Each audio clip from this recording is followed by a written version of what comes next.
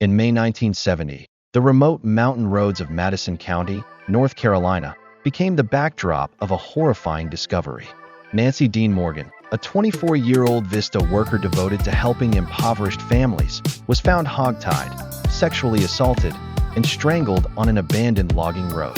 The young woman who came to uplift others had become the victim of an unthinkable crime.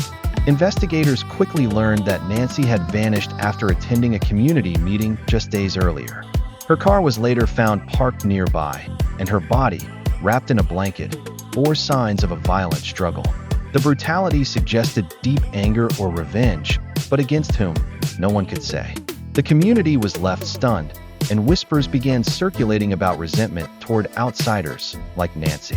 Detectives followed multiple leads, including several local men who had interacted with Nancy before her death.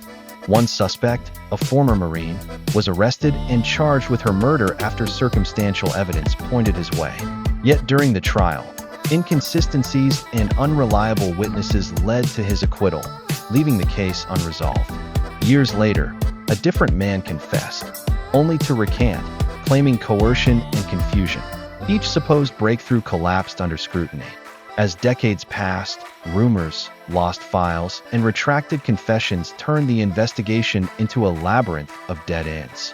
Reporters and cold case investigators have since revisited the evidence, uncovering gaps in the original casework and lingering questions about motive and opportunity. The lack of modern forensic testing at the time only deepened the uncertainty. More than 50 years later, Nancy Dean Morgan's murder remains unsolved, her story overshadowed by more publicized crimes, but still deeply remembered in North Carolina. To this day, her case symbolizes the failure of justice for those who dedicate their lives to serving others. A young woman who came to bring hope, and instead became a mystery lost to time.